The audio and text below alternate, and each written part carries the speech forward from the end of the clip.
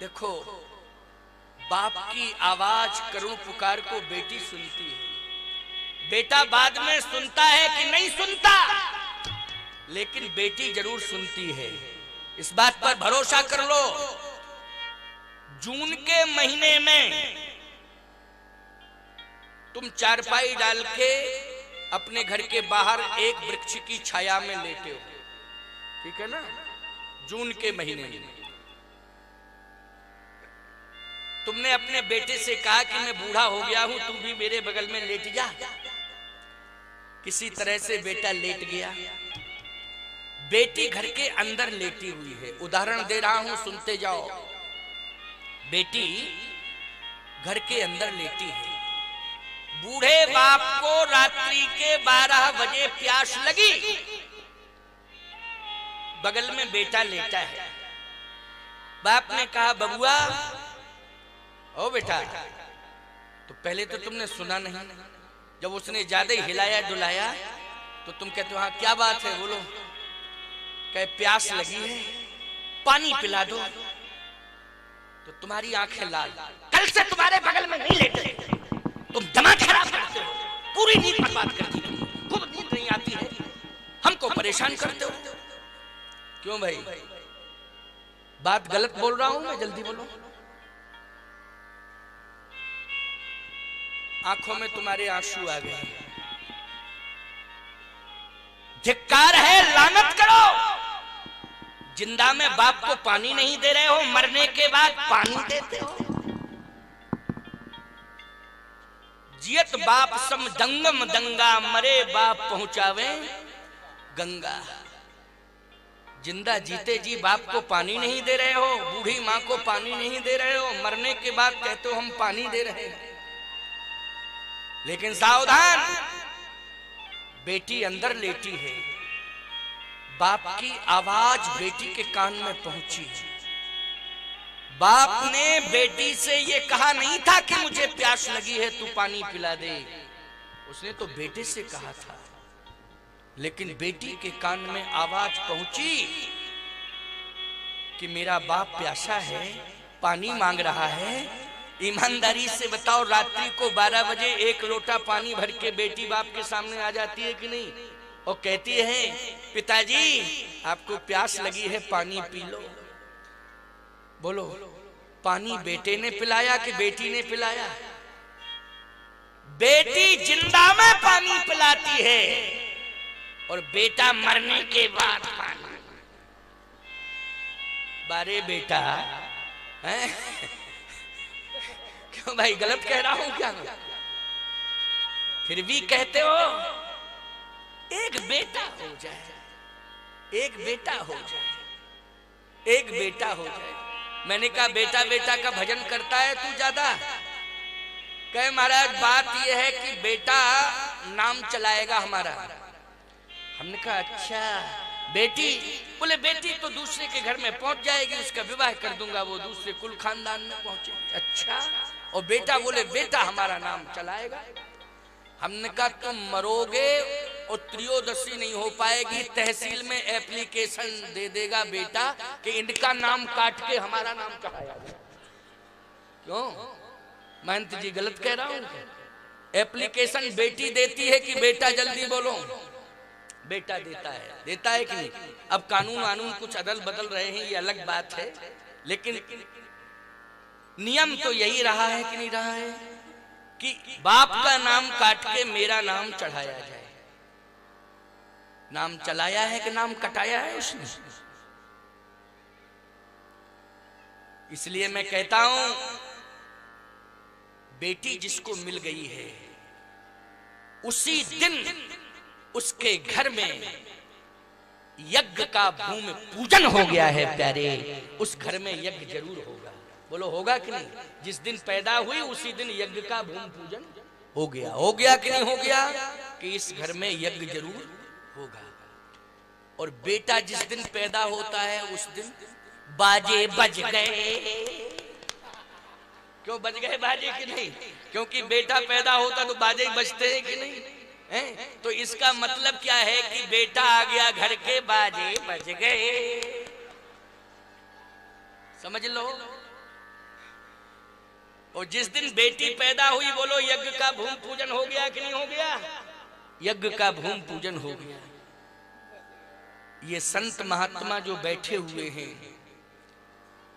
निश्चित रूप से मां की तपस्या है। किसकी तपस्या है? मां की तपस्या है। बाप में धर्म के प्रति आस्था न रहे, बाप में धर्म के प्रति आस्था भले ही न रहे, लेकिन मां कयाधु बन करके भक्त प्रहलाद को जन्म दे देती है प्यारे, जो भगवान को प्रकट कर देता है। बोलो कर देता है कि नहीं? इसलिए मां में बड़ी ताकत होती। चलता रहता होगा, लेकिन मैं दावे के साथ कह रहा हूं, हजारों का इसमें सहयोग लिया जाता है तब यज्ञ सफल होता है। लेकिन जिस दिन जिसके घर में बेटी का जन्म हो जाता है, उसी दिन उसके घर में यज्ञ का भूमि पूजन हो जाता है। बेटी के जन्म लेते ही यज्ञ का भूमि पूजन बोलो हो जाता है। उसी दिन कि नहीं हो जाता है? वो घर ही यज्ञ भूमि बन जाती है जिस दिन बेटी का जन्म हो जाता है। इसलिए मैं कहता हूं कि चाहे कितने बड़े ज्ञानी ध्यानी ब्रह्म ज्ञानी बने रहो, लेकिन बेटी के बिना तो जीवन अधूरा है। महाराज श्री जनक ने बहुत ही संस्कारी बेटों को पाया था, लेकिन अशांति तब तक रही जब तक सीता जी जन्म नहीं ली, जब तक मांडवी का जन्म नहीं हो गया, उर्मिला का जन्म नहीं हो गया, श्रुतकीर्ति का जन्म नहीं हो गया, तब तक बोलो अशांति रही कि नहीं रही? और सबसे बड़ी अशांति तो यही रही कि अकाल पड़ा। तो अकाल पड़े तो शांति रहती कि अशांति? बोलो जल्दी। अशांति ही तो रहती है अकाल में। अकाल दुकाल पढ़े तो फिर परेशानी परेशानी, अशांति अशांति। तो सब जानते हैं कि जनकपुर में अकाल दुकाल पड़ा कि नहीं पड़ा? वो अकाल दुकाल पड़ा तो बोलो जनक जी महाराज रोए कि नहीं रोए? लेकिन ये अकाल दुकाल अशांति कब दूर हुई? जब सीता उर्मिला मांडवी और श्रुतकीर्ति जैसी बेटियों ने जन्म लिया, और जन्म लेते ही मंगल वर्षा होने लगी, झरझर पानी बरसने लगा, हरितमा छा गई, हरियाली छा गई मिथिला में, और शांति का साम्राज्य स्थापित हो गया। सावधान। जनक से पूछा गया, जनक से पूछा गया कि आपके घर में बेटी सीता आई हैं, ये क्या है, इनका परिचय दो। तो जनक जी ने कहा ये मेरे पुण्य हैं। क्या है? ये मेरे पुण्य हैं। और दशरथ जी से पूछा गया कि आपके घर में राम आ गए, तो दशरथ जी बोले राम हमारे जीवन के पुण्य हैं। अच्छा, इसका मतलब ये है कि संतान बोलो भैया पुण्य के रूप में होती है कि नहीं होती है? किस रूप में होती है? पुण्य के रूप में होती। भाई हम नहीं कह रहे इस बात को, अगर तुमको शिकायत है तो जनक जी से कहो ना जाके कि क्यों अपनी बेटी को पुण्य मान रहे हो। दशरथ जी से कहो क्यों अपने बेटे को पुण्य मान रहे हो। जनक जी अपनी बेटी को पुण्य मान रहे हैं और दशरथ जी अपने बेटे को पुण्य मान रहे हैं। जनक सुकृत, सुकृत मानी पुण्य, सुकृत मानी क्या होता है? पुण्य। बोले जनक सुकृत मूर्ति वैदेही,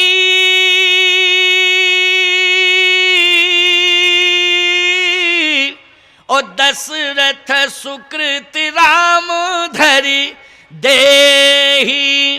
बोले सीता जी के, जनक जी के पुण्य हैं सीता जी, और दशरथ जी के पुण्य हैं प्रभु राम।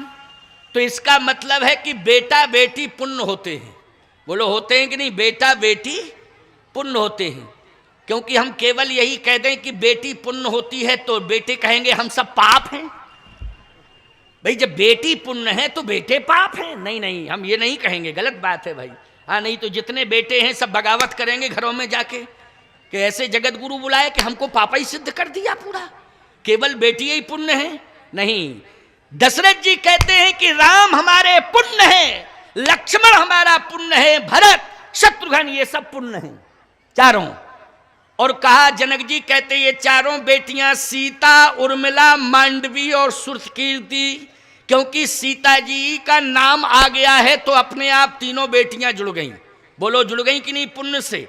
और यदि राम जी का नाम आ गया है तो अपने आप तीनों पुत्र दशरथ जी महाराज के जुड़ गए हैं, लक्ष्मण भरत और शत्रुघ्न। बोलो जुड़ गए कि नहीं? तो इन संतानों को इन महाभागों ने पुण्य के रूप में स्वीकार किया है। अब सोचो जरा, पुण्य कब मिलता है? जब तप किया जाता है, तप किया जाता है तब पुण्य मिलता है।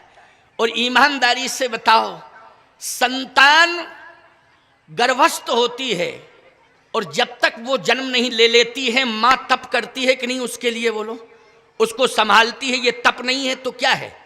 संतान को चाहे बेटी हो चाहे बेटा हो, किसी को भी जन्म देना है, बोलो उसके जीवन की वो तपस्या है कि नहीं है? तपस्या कि नहीं? अब एक बात का ध्यान रखना, इसलिए कह रहा हूं कि जब संतान के जन्म का समय आ जाए, उस समय पति पत्नी को सावधान होने की आवश्यकता है। पति पत्नी को अपने विचारों में अनुकूलता लाने की जरूरत है। कभी भी, किसी भी दिन, किसी भी क्षण विरोधाभास की कंडीशन पति पत्नी की नहीं होनी चाहिए, नहीं तो इसका पूरा दुष्प्रभाव संतान पर पड़ेगा, चाहे बेटी हो चाहे बेटा हो। इसका दुष्प्रभाव किस पे? बोलो, सावधानी हटी और दुर्घटना घटी। सुन लीजिए इस बात को, हमेशा इस बात का ध्यान रखा जाए कि पति पत्नी दोनों अनुकूल रहें, दोनों अनुकूल रहें। पत्नी पति के अनुकूल चले और पति धर्म के अनुकूल चले। प्यारे, मैं दावे के साथ कह सकता हूं, उसकी संतान पुण्य के रूप में प्रकट होगी। उसकी संतान किस रूप में प्रकट होगी? पुण्य के रूप में प्रकट होगी। लेकिन सीधी सी बात यह है कि बेटा है पेट में या बेटी है, संतान है उदर में, पेट में, और उस समय माँ बाप महाभारत मचा रहे।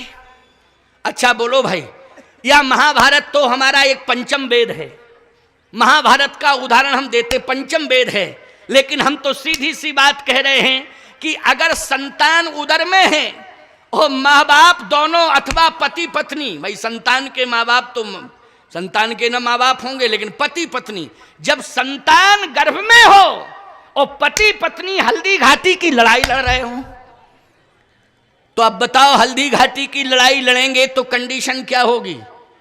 मानसिंह पैदा होंगे कि नहीं होंगे? जयचंद पैदा होंगे कि नहीं होंगे? जल्दी बोलो, जयचंद और मानसिंह ही पैदा होंगे। इस बात को ध्यान से सुन लेना प्यारे, मैं दावे के साथ कह रहा हूं आपसे कि उस समय सावधानी की आवश्यकता है।